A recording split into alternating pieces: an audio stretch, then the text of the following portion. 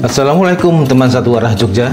Alhamdulillah, ternyata Provinsi Jawa Tengah memiliki 2 Masjid Agung Jawa Tengah atau MAJT. Setelah berkunjung ke MAJT Semarang, seperti di video sebelumnya, maka saatnya teman satu arah Jogja akan kita ajak mengunjungi secara virtual ke Masjid Agung Jawa Tengah 2, yaitu Masjid An-Nur di Kota Mungkit, Kabupaten Magelang. Ayo, kita ke sana.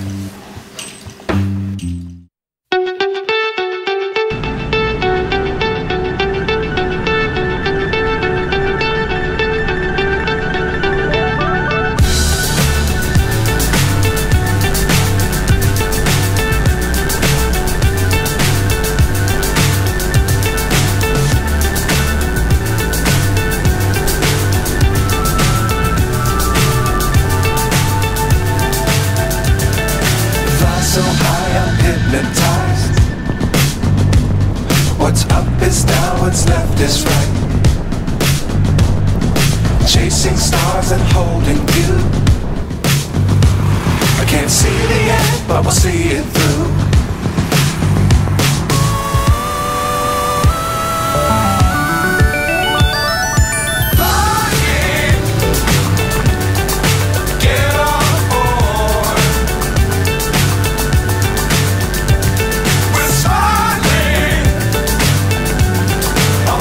Lokasi Masjid Agung Jawa Tengah 2 berada di Jalan Soekarno-Hatta, Kelurahan Sawitan, Kota Mungkit, Kabupaten Magelang, yang berada di sisi selatan Komplek Pemda Kabupaten Magelang.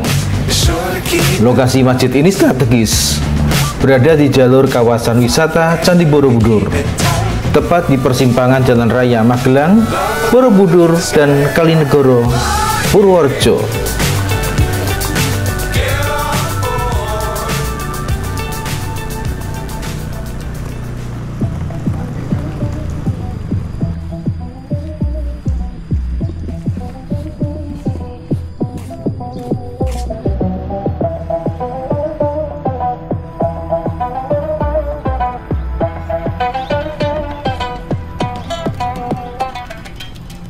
Masjid adalah pusat peradaban Islam.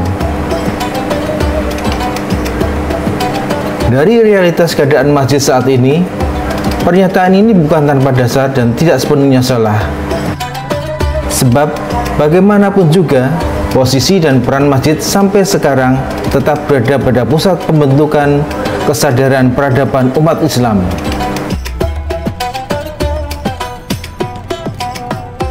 Keluasan konsep masjid sebagai rumah Allah juga mengindikasikan masjid sebagai pusat berkebudayaan. Sejak semula, masjid dikenalkan sebagai rumah Allah yang tidak semata difungsikan sebagai tempat sholat saja, tapi juga dijadikan sebagai pusat berkegiatan sosial dan budaya untuk mendorong proses berkemajuan dalam bingkai kebudayaan dan peradaban umat manusia. Demikian juga dengan keberadaan Masjid Agung Jawa Tengah di Magelang ini. Masjid Agung Jawa Tengah 2 nantinya bisa digunakan untuk event-event keagamaan. Masjid ini dibangun di atas lahan seluas 5 hektar. Berharap keberadaan MAJT di Magelang ini menjadi simbol kerukunan antar umat beragama. Nantinya MAJT diharapkan menjadi pusat moderasi beragama.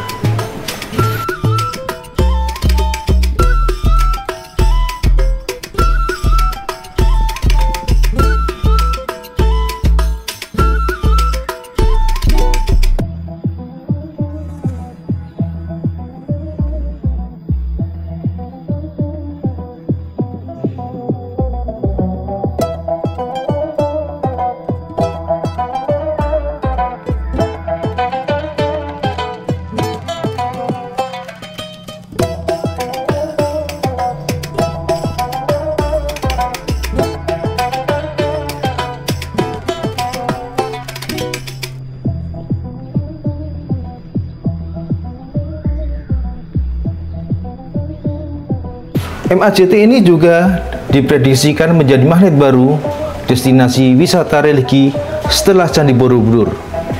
Ini menjadi magnet baru wisata religi setelah mereka berkunjung ke Candi Borobudur, memfasilitasi kaum muslimin baik wisatawan maupun penduduk lokal yang akan melaksanakan ibadah sholat.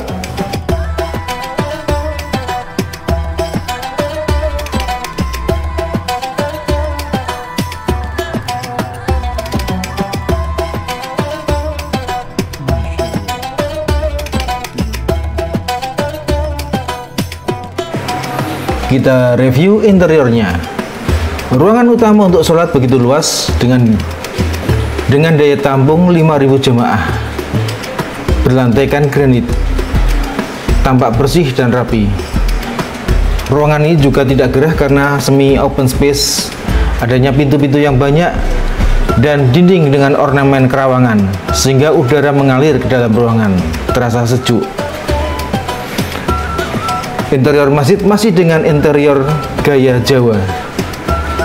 Langit-langit plafon masjid ini begitu mewah dengan kaligrafi tembaga berukuran besar, bertuliskan Asmaul Husna, nama-nama agung Allah Subhanahu wa Ta'ala.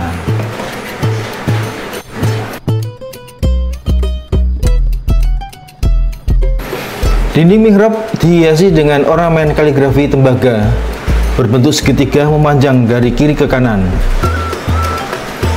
Ruang khotbahnya terkesan mewah karena terkesan ruangan ini menempel di dinding dengan hiasan kaligrafi tembaga bertuliskan An-Nur.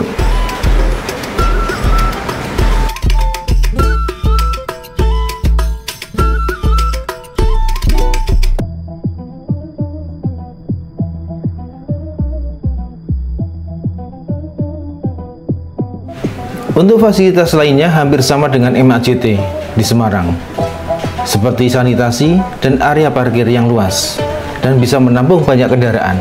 Masjid ini bisa menampung 5.000 jemaah.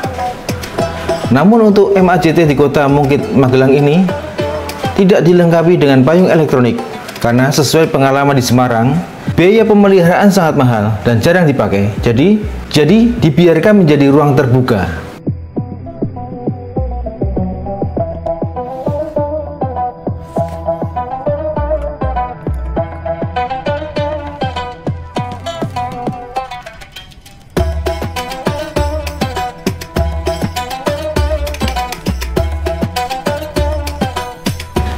Sebagai informasi, pembangunan MAJT di Magelang ini diinisiasi pada tahun 2019.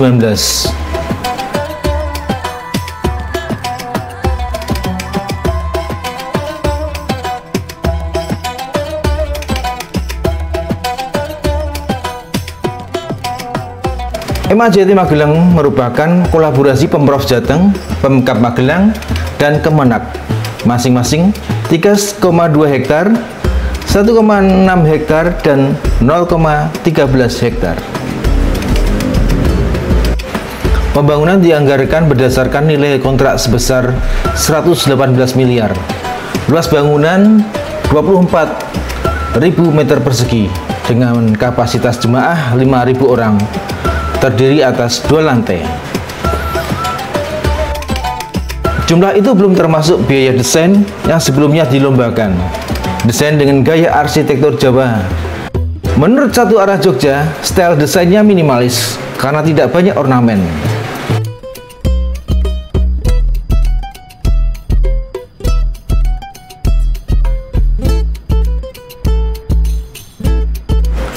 Sedangkan Masjid An-Nur Lama yang berdiri sebelah selatan MAJT ini tidak akan dibongkar. Masjid itu memiliki nilai sejarah dan tetap akan dipertahankan. Hanya saja nantinya akan difungsikan sebagai perpustakaan. Sejak awal pemerintah selalu mendukung penataan kawasan Borobudur karena penataan ini yang menikmati tetap masyarakat Kabupaten Magelang dan juga Provinsi Jawa Tengah. Pengembangan ini menjadi bagian perbaikan ekonomi Jawa Tengah.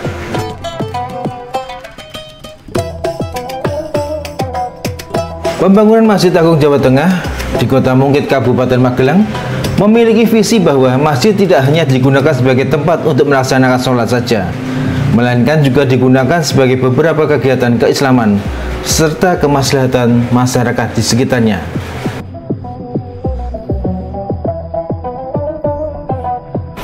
Menurut Satu Arah Jogja, komposisi pembagian area pada tapak ditentukan berdasarkan pada kebutuhan pengguna dan pengelola masjid yang terbagi menjadi 3 area, yaitu area komersial, area kegiatan, dan area sholat.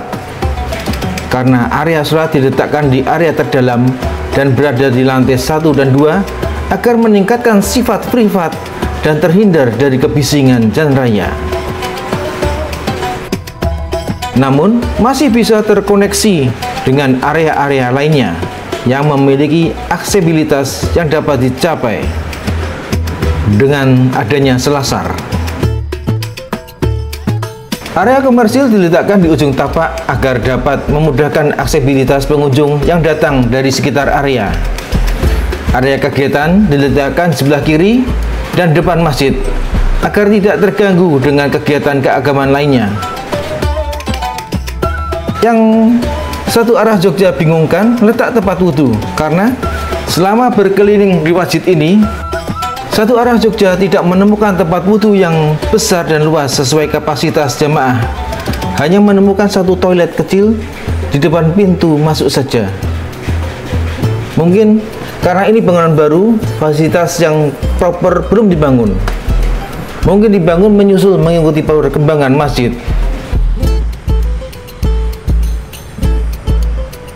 Dan pada saat Satu Arah Jogja ke sini, tidak dapat menemui pengurus masjid karena ini baru jam 9 pagi, masih dalam proses pembersihan. Saat merealisasikan pembangunan MAJT 2 Magelang, panitia pembangunan menerapkan penyesuaian dan perbaikan desain setelah memperhatikan hal-hal yang menjadi rekomendasi hasil analisis dampak cagar budaya, serta saat dalam proses pembangunan tetap berkoordinasi dengan pemerintah Kabupaten Magelang dan Balai Konservasi Borobudur. Perbaikan desainnya meliputi 1. Rencana pembangunan hotel dan gedung serbaguna ditunda karena lokasi MAJT 2 berada di zona 2 Candi Borobudur. Yang kedua, mengubah posisi tata letak bangunan dalam site bergeser sedikit ke selatan. Penataan pola landscape kawasan dengan vegetasi sesuai dengan arahan tim ahli cagar budaya. Menggunakan tanaman yang sejenis dengan kawasan Candi Borobudur. 3. Perubahan pada bentuk atap mengacu pada atap tradisional Jawa, yaitu tajuk, dengan mentransformasi dari bentuk atap desain awal. Yang keempat, penggunaan material finishing lebih memprioritaskan penggunaan material lokal yang berkualitas seperti penggunaan batu alam andesit. 5. Perubahan desain pemanfaatan ruang di lantai 1. Bangunan ini lebih dikhususkan bagi orang tua atau warga lansia dan warga disabilitas dengan kemudahan akses menuju ruang utama sholat. Yang keenam, perubahan tinggi menara. Desain menara ini semula setinggi 99 meter sesuai dengan Asmaul Husna. Namun karena ada aturan dari UNESCO yang melarang pembangunan melebihi stupa Candi Borobudur, maka menara dibangun sinkron dengan aturan. Maka ketinggian menara disesuaikan menjadi 39 meter. Daya tarik dari masjid ini adanya menara, sebab dari menara ini orang bisa melihat view Candi Borobudur. Harapannya wisatawan bisa naik ke menara ini dan bisa melihat view Borobudur. Yang ketujuh, bangunan utama masjid akan memiliki banyak jendela dan tanpa pintu untuk sirkulasi udara, sehingga mengurangi penggunaan AC dan penerangan lampu. Yang kedelapan, desain MAJT ini juga mengadopsi kearifan lokal dan memperhatikan arsitektur ramah lingkungan.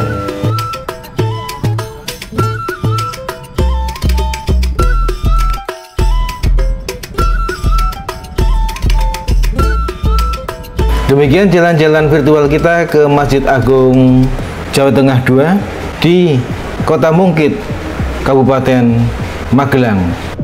Sampai jumpa dengan video-video selanjutnya dari Satu Arah Jogja. Jangan lupa untuk subscribe, like, share, dan komen. Ikuti video kami selanjutnya.